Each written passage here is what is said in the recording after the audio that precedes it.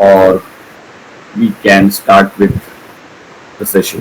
One question I had regarding to deregistration. Sorry? So the deregistration of the drones. Deregistration. Okay, okay. So like last time you said that like how we have the deregistration system in cars after 15 years you need to scrap it. So in this scenario, let's imagine that the drone is in a perfectly working condition. But if you see in this cars, like even the cars, if they are in perfect condition, we have an option called as passing, where you pay money and then you pass it out. So do we have such kind of system? If the drone is working absolutely fine after 15 years also, is it like we can do something of that sort, or it's like it has to be scrapped after a certain time? So if you see, the automobile industry is a very mature industry. Okay, it's almost, I would say, 150 years old and all. Okay, so it has evolved and come to the stage what it is today. Okay, whereas drone industry is very new. I would say from a framework perspective, rules, regulations perspective, it is since 2015. So I would say it is just a 10 years old industry. Okay, from a civilian perspective or commercial perspective. Okay, and from India perspective, it is just 3, and now in August we will be completing 4 years. So as such, there is no guidelines for scrapping your drone. Okay, it is a call which you as a pilot or the owner of the drone has to take when to deregister. But there are some guidelines which is already mentioned into the drone rules 2021, which says that when you have to deregister your drone. One is in case you have lost the drone. You are flying in somewhere and you lost it, and it is beyond your recoverable. You are not able to recover that drone back. Okay, that is one case. Second is in case your drone is damaged, and that is also beyond recoverable, or it cannot be come back to the functional state as it was earlier with the same components. In that scenario also you have to deregister. Now the third option is what you have given is that time frame. Okay, from the time frame perspective, if you see all the drones what we have currently in India which are registered on Digital Sky platform, they could be probably 3 years old. There are some drones which were earlier registered on a different platform which was from 2019. So if you see from a perspective, they are hardly 5 to 6 years old drones only. So as of now, there is no as such guidelines on the lifetime or life cycle of the drones. It is the call which the owner of the drone has to take. Whether if it is functional, you will never think that about deregistration. Until unless you feel that, okay, this drone I want to now retire from the operations perspective. Then in that case, you can take a call and deregister from the platform. But then if it is functional, you will never think that, okay, let it be. If it is functional, I will, whenever I feel, want to fly it, I can fly it. So why do I want to deregister if it is in functional condition?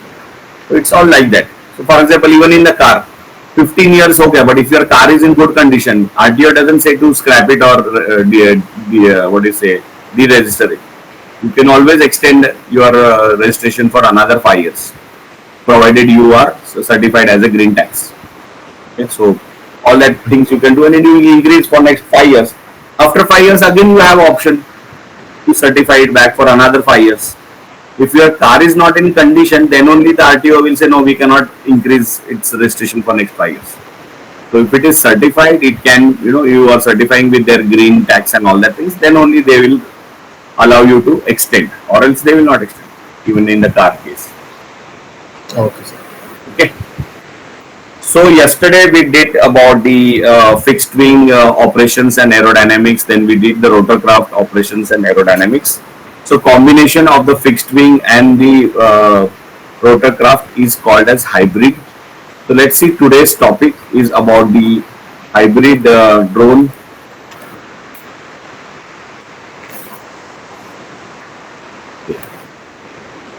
Let me share you the screen.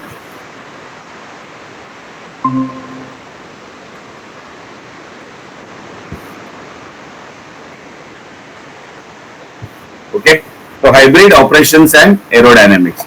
So when you basically see the hybrid operations, it's basically like a normal rotorcraft, it is vertically takeoff and vertically landing. Okay, and then it transitions as a fixed wing. So it has both functionality of rotorcraft as well as fixed wing. So when only basically you are trying to avoid a runway requirement for a fixed wing, you are allowing that fixed wing aeroplane to vertically take off and then transition it as a fixed wing and then do its function. So both best options or both type of drones, whether it is a fixed wing or a rotorcraft, there are what is the benefits out of it. Those benefits are being considered, and you have got a new type which is called hybrid, or it is also called separately as VTOL. Okay, so basically you are getting a VTOL which says that it can take off and vertically, it can transition as a fixed wing, it will perform the activities as a fixed wing, and then it will come back and land again as a rotorcraft vertically down. Okay, so let's see the principles of aerodynamics, types of hybrid drones and parts, and then what's the application of hybrid UAVs, where these hybrid UAVs are useful, in what scenario you will be using them. Okay, so again, since it's a when it is in operation or when it is in flying condition, the four forces acting on a drone, because it's a fixed wing again. When it is transitions as a fixed wing, the same four forces will apply, which are normally applying on a fixed wing. So that is lift, weight, thrust, and drag. So airflow changes and the pressure distribution over the airfoil. So it has that same wing like structure which works like the airflow changes on the upper surface and the below surface. So that difference in the pressure causes the lift in that aeroplane, okay, or that aircraft. So as it is transitioning, moving in a forward direction, that pressure distribution over the airfoil will make it fly in the air. Okay, so it will perform its actions, then come back to the destination location, and then it will transition from aircraft to rotorcraft, and then it lands vertically. Okay, so again the same concept, the airfoil leading edge is a part of the airfoil edge, trailing edge is part of the airfoil which hits the air particle last, chord line is the straight line joining the leading and the trailing edge, chord is the distance between leading and the trailing edge, lower surface is the airfoil where the leading and trailing edge on the lower surface on the airfoil between leading edge on the upper side. Mean camber line. Now here there is one more point is been defined is camber line.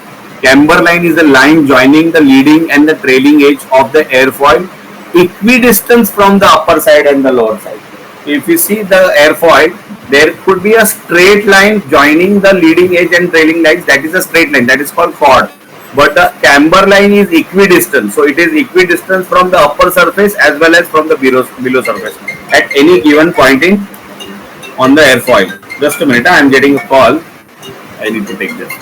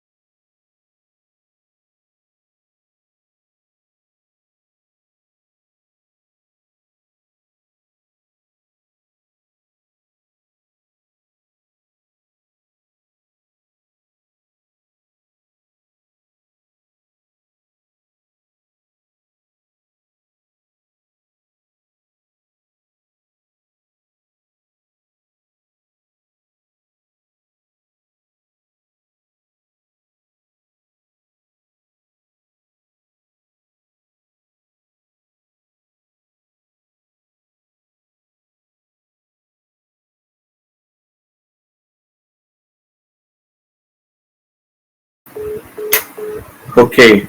So camber line is nothing but it's the equidistance from upper and the lower surface. Okay. Whereas the mean camber line is the maximum distance of the mean camber line from the chord line. Whereas the maximum thickness is the maximum distance from the lower surface to the upper surface.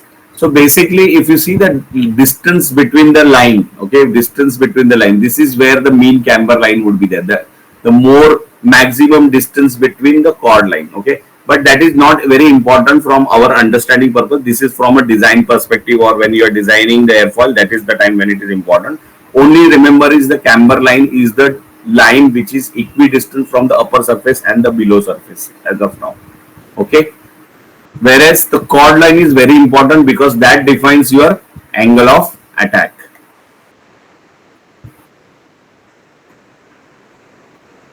What are the forces acting on the hybrid drone? Since hybrid drone is similar to your fixed wing, the lift is the force that holds the drone in the air. The wing creates most of the lift using the airplanes. Weight is the force, because again the weight will be there of the aeroplane. Weight is the force caused by the gravity. So gravity will try to pull down the fixed wing aeroplane down. Thrust is the force that moves an aircraft in a direction of the motion. So it will always have a forward motion. It's created by propeller with jet engine or a rocket. Air is pulled in and then pushed out in opposite direction. One of example is like household fan. So normally what happens when you are flying the aeroplane, the jet engines, example of jet engines when we are talking about, it is pulling the air which is coming from the front side, it pulls inside, compresses, and then it mixes with the fuel, and then gives the thrust. That's how normally the jet engine works. In normal propeller mode kind of hybrid drones, the propeller rotation will convert your forward thrust. Drag is again because of the surface of the fixed wing. So drag is the force that acts opposite to the direction of the motion. It tends to slow an object, so it will always try to drag or delay, okay, or it will try to hold back. So your thrust has to be more than the drag. So it tends to slow an object. Drag is caused by the friction and the difference in air pressure. Example is like I gave you example, just like you just put a hand outside. If you are holding the hand parallel to the ground, you will just feel, okay, but there will be no effect on your hand. But as you tilt your hand, you will cause your hand will try to go the left, but because you are setting an angle of attack. But if your angle of attack is very more, what happens? Your hand doesn't go up, but it goes dragged behind, okay, so it is pushed behind, so you can feel that full back. So that's how you can feel the drag in the car. Same is applicable to your aeroplane or the fixed wing also. Okay, now let's see what are the parts of hybrid drones. Now if you see, hybrid drone is similar to your fixed wing, but additionally it has 4 rotors similar to your rotor craft. So if you see, if you remove these 4 motors, it's like just a fixed wing. Okay, but now fixed wing, if it is just a fixed wing, it will require either some mechanism to go into the air. Either you have to throw it by hand, or you have to use a catapult mechanism, or you require a runway. Now this is disadvantage. Okay, so you either any of these mechanism needs to be there to make this drone fly in the air. Okay, now the simplest part is that I add 4 motors, so that momentarily my drone or my hybrid drone is on the ground. It will vertically take off like a rotor craft. Then those 4 motors will stop working, and only the pusher motor, it could be a pusher motor or it could be a puller motor, either of this motor. Now in this case, if you see, the motor is behind the fuselage, that's why it is called pusher motor. If the motor or the propeller would be in the nose tip or the front of it, it would be puller motor. Okay, so in that case it will be pulling the aircraft forward. Here it is pushing the aircraft forward, okay, the direction. So basically you are saving your precious battery life when it transitions from a normal rotor craft to a aeroplane. So what happens? Instead of 4 rotors which is controlling it, only 1 motor is required to be powered. That only very less, because the rest of the time it is just gliding on the wings. So it doesn't require much power, because when it is using 4 rotors, it is actually counteracting with respect to the gravity. So all the 4 motors has to run, and that much thrust it needs to generate. Here it is only a forward motion it has to give to the aeroplane. Rest is managed by the aeroplane with respect to the glide. So it is aerodynamically flying. So your power utilization is very less. compared to a normal rotor craft when it is flying. Okay, so that is the advantage what has been taken over here at making the hybrid drone. Okay, so here you will get a longer area to be covered. You will have a more endurance. You will able to smoothly cover up the surveillance area, whatever you want to do, and you finish the task with a longer endurance capacity over here. Okay, only your maximum power will be used during the takeoff and the landing part. Rest of it is like just flying like a normal what we call fixed wing aeroplane. Okay, so sometimes there is a mix of engines also. Okay, like for example, these four motors what you see, they could be electric powered, and the pusher motor or the puller motor can be also like a internal combustion engine also, IC engine also. So that way you will get a more what area covered with respect to the fixed wing or the rotorcraft drone. Okay, so it depends. Like, there are people who had made hybrid drones with a multiple combination. Like it could be electric motor for just vertical takeoff and landing, whereas the pusher or the puller motor can be your IC powered by IC engine. Okay. Then again, it has the similar like wings with the ailerons, vertical stabilizer with elevator. Sorry, vertical stabilizer with radars, horizontal stabilizer with elevators to control the movement when it is transition as a fixed wing. So, any questions on the parts of hybrid drones?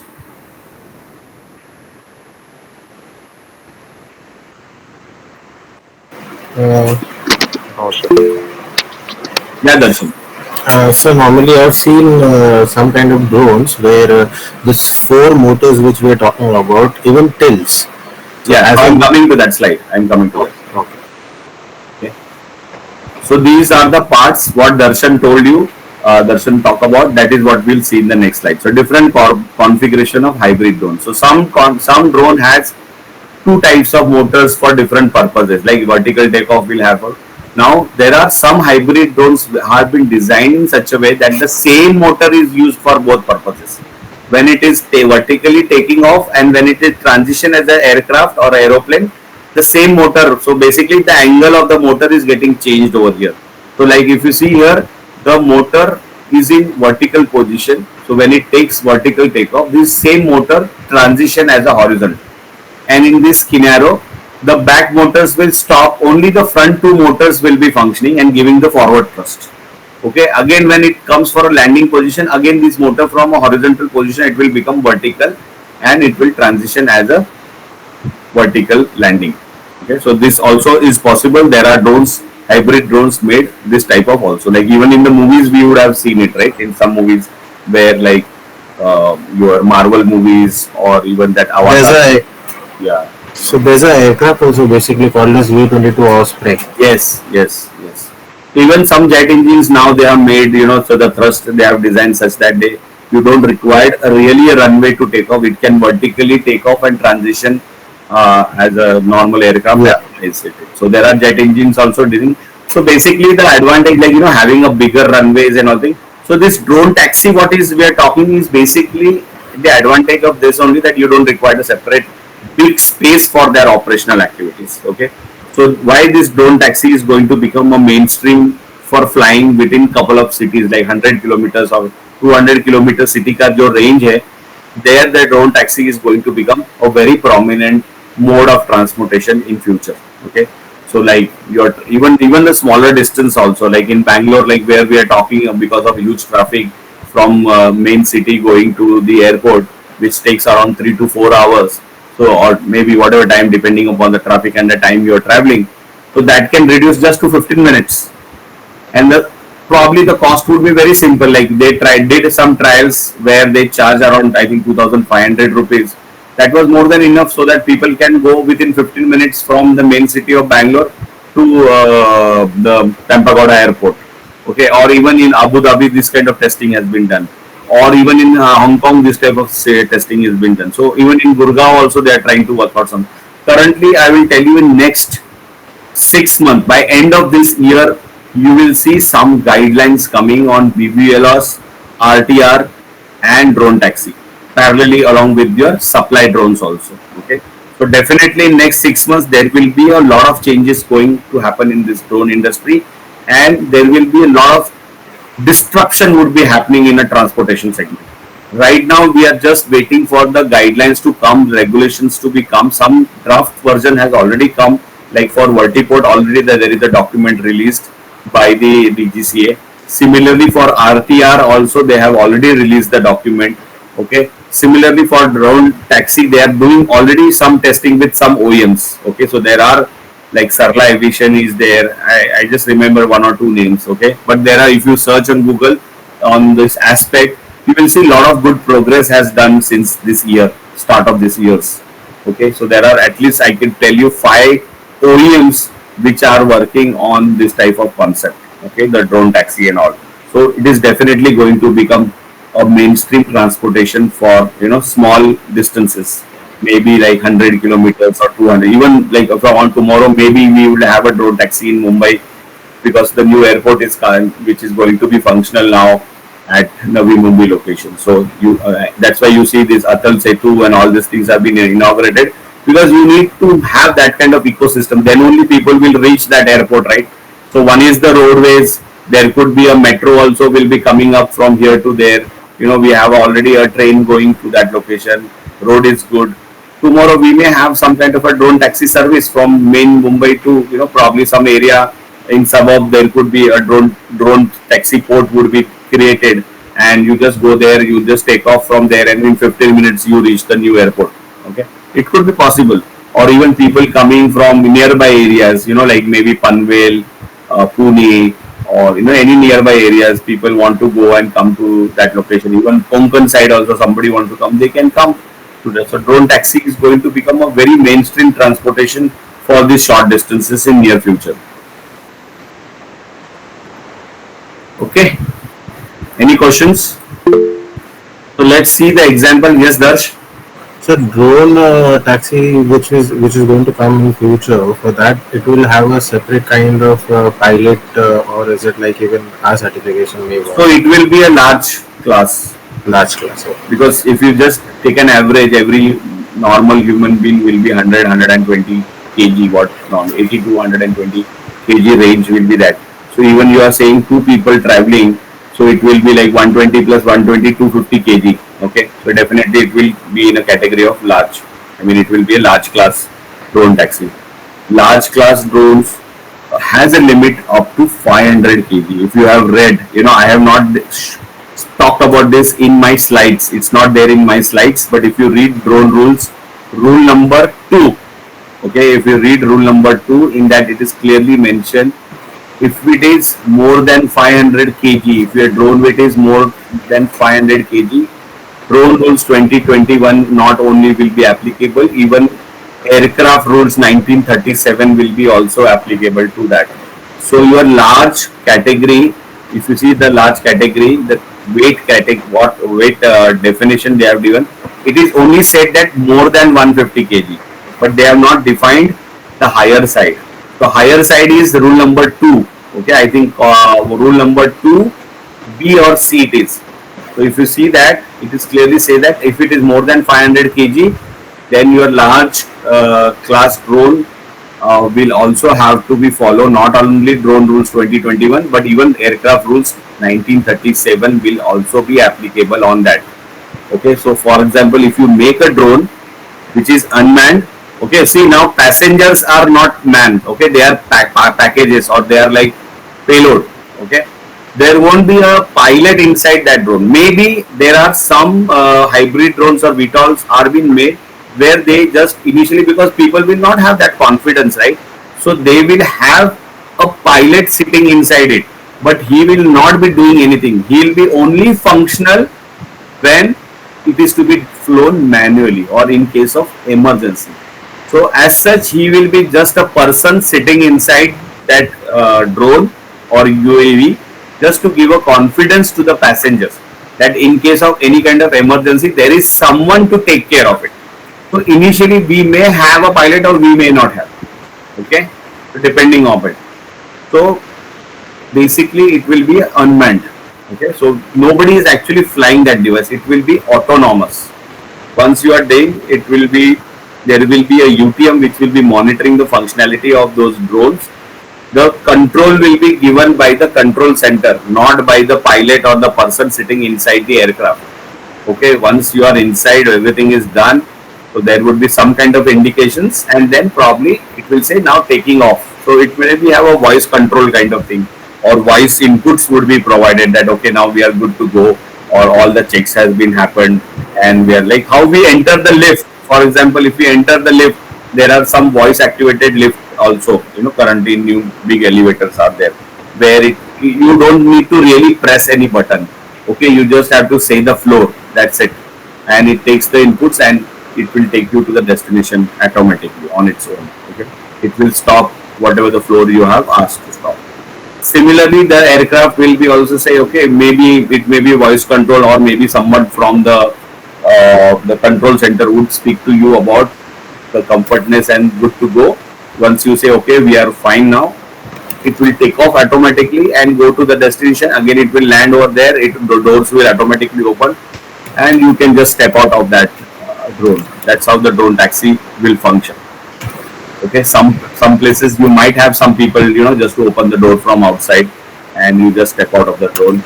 The person maybe who are come from the aircraft from the flight would take off, and then they will go back to their destination accordingly. So that's how the drone taxis will be working in near future.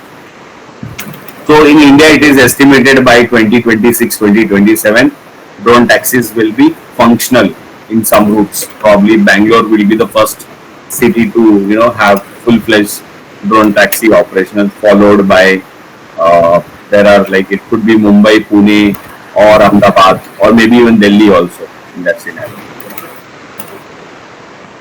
So people traveling from Gurgaon to Delhi, they will probably even taking drone taxi on a regular commute also. Okay, so let's see now the types of hybrid drones. As we saw that there was a hybrid drone with 4+1, that is 4+1, that is 5 motors. There are also hybrid drones which actually has the same motor transitioning from vertical to horizontal position, which is helping it to become a hybrid. There is another type of hybrid drone which vertically takes off, and the surface transitions or the body transitions from vertical to horizontal surface. So this is the type of the drone which actually I am working with one of the organization in Rajasthan to develop. So we are developing almost similar this type of drone, that is a Wingtra. This is one of the most stable drone in the vertical segment, I would say. This earlier version was only used for RGB and the thermal part, but in the version 2 they have also incorporated LiDAR also. Okay, so this basically drone is used for surveillance. This is predominantly used most in the European countries. Okay, so you can see on the website of Wingtra about its details, functionality, and some videos they have put about it, how it flies, how does it takes off, how does it lands, and all the things you can see on the website of Wingtra also. Which will give an idea about the hybrid drone. Okay, so what are the applications of hybrid VTOL? It's used in operation where terrain is difficult, like for example Assam, Kerala, where your terrain, your hilly regions are there, where you are difficult to make a runway or a landing strip and all the things. Okay, so in that scenario, normally we will use hybrid VTOL. Okay, it's basically the endurance, or sometimes when the endurance is required more than compared to multi-rotor also. Okay, so it is used in large area mapping, used to transport heavy payload over a large distance within hilly terrains. So basically even in Ladakh there is locations also where you have to deliver cargoes to the military bases and all that. Here there in that scenario also you can use hybrid VTOLs. Even in search and rescue, cargo deliveries, as I said, in this location, this requirement also you will be using hybrid VTOLs. Okay, so with that we complete the normal small topic on the hybrid VTOL. So when you go for a certification a hybrid VTOL, probably that point in time this topic will be more enhanced, more detailed, more more means what? It is just like fixed wing concepts plus multi-rotor concept will be added to the hybrid topic. Okay, but if you see, though we are getting trained only on rotor craft, we have covered for you all the 3 type of drones. Okay, 3 categories of drones: fixed wing, rotor craft, and hybrid. So you are, from a theoretical perspective, more or less you are already trained to know about all the three categories. But from a practical standpoint, we'll be learning more, or we are flying the rotorcraft code. Okay, and we'll be getting license for our rotorcraft operations and rotorcraft operations and aerodynamics for it. Okay. So any questions on hybrid, or we are good to go with the new topic? Good to go.